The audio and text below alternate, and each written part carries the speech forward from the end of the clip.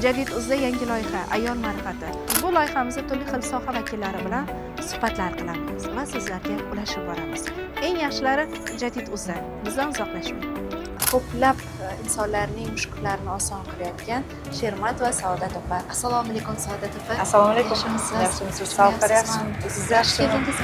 Saodat opa, mana shu bizni har yurtdoshlarimiz bilishmaydi. Siz qaysi kasb egasi ekanligingizni? Hozirgi kunda Yunusobod tumanidagi 8-avtobus saroyida haydovchi vazifasida ishlab kelaman. 67-yo'nalishda elektrobus haydovchisiman.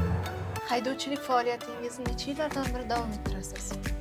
Men to'g'risini aytsam 2006-yildan beri mana shu rulda yuraman-da. Lekin avtobus sohasida Avtobus sohasida 1 yil. Men bu kasbni yaxshi ko'rganim uchunmi bilmadim. Toliqsam-da, charchasam-da ko'pincha bo'ladi. Bir xil vaqtlar yo'lovchilar xafa qilishadi, bir xil vaqtlari ish joyimdan xafa qilishadi. Lekin shu narsalar bo'lsa-da, men tashab ketish xayolimda yoki bo'ldi yig'ishtiraman deyish xayolimdan o'tmagan. Saodat opa, oilangiz tomonlama ham mana shu kasbingizga qarshiliklar bo'lganmi? O'zi nima uchun bu kasbni tanlagansiz? Men oilam tarafdan lekin bu kasbni davom ettirishda yoki boshlashimda hech qanaqa to'siqlar bo'lmagan. Yaxshi ko'raman men. Mana shu rulda yurishni yaxshi ko'raman. Har bitta narsani rulda haydab ko'rishni yaxshi ko'raman.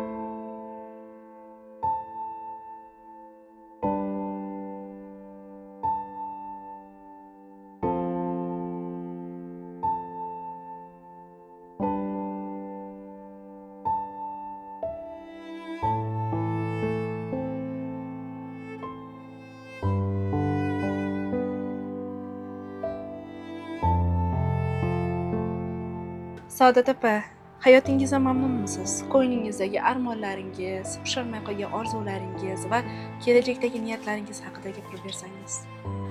Albatta hayotimdan mamnunman. Allohga shukr. Mana nimaiki xohlagan bo'lsam, nimaiki qilmoqchi bo'lgan bo'lsam, hammasiga birin-ketin erishib kelyapman. Lekin ushalmagan orzularim ham bor. Huquqshunos bo'lish edi, notarius bo'lib ishlamoqchi edim. Lekin har doim ham bizni aytganimiz bo'lavermas ekan. Lekin shunga ham shukr, Allohga shukr, shunga ham xursandman. Mana shunday yurganimga, mana shunday xohlagan ishlarimni qilib, mana shunday yaxshi ishlab yurganimga albatta xursandman. Hammasi yaxshi. Kun uzun avtobus haydash nozik yelkalaringizga og'irlik qilmaydimi? Albatta, 16 soatlab rulda o'tirish, unaqa yengil ish deb bo'lmaydi. Menda toliqishlar bo'ldi, charchashlar bo'ldi, lekin vaqtlar mobaynida bu narsalarga ko'nikib ketdim, charchamay ham qo'ydim. Mana shu charchagan paytlaringizda kuchni, energiyani, motivatsiyani qayerdan olasiz? O'zingizni nima deb ruhlantirasiz? Men ko'pincha o'zimni bolalarim uchun deb ruhlantiraman. Charchagan vaqtlarimda ham bolalarim uchun chidashim kerak deb hisoblayman. Shunga harakat qilaman. Bolalarim uchun deb o'zimni ruhlantiraman. Qisqaroq qilib aytganda. Oilaga qancha vaqt ajratasiz bolalaringizga? Bizda bir kun ish, bir kun damda. O'sha bir kun ish mobaynida bu yerda yursam, bir kun albatta oilam bilan, bolalarim bilanman. Kasbingizdan faxrlanasizmi? Albatta, albatta. Har kim o'zini yaxshi ko'rgan kasbini qilganda faxrlanadi. Xursandchilik ko'p bo'ladi-da.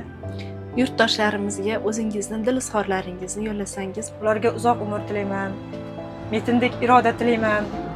Qiyinchiliklarda har doim g'olib bo'lishini xohlayman. Har doim sog'-salomat bolalarni, oilasini baxtiga sog'-salomat yurishlarini xohlayman.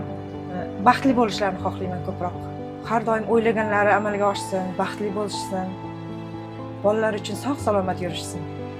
Toshkent transport aksiyadorlik jamiyatida Toshkent shahridagi mehmonlarga va yo'lovchilarimizga sidqi dildan sifatli va xavfsiz xizmat qilish asosiy vazifamiz. Bizning jamiyatda erkaklar bilan bir qatorda haydovchi ayollarimiz ham mavjud bo'lib, bu ayollarimizning avtobus boshqarayotgani albatta xalqimiz tarafidan juda ham e'tirofga sazovor. Sodiq opamiz mana butun mana shu jamiyatimizni eng bir bugungi zamonaviy to'marislari desak yanglishmaymiz. Sodiq opamdan hamma xursand. Ularning avtobus boshqarishi, yo'lovchilar ham, jamiyatda ham biz Sodiq opam juda ham xursand qilamiz va ularning izdoshlari ko'payishiga harakat qilyapmiz va shuni xohlab qolamiz.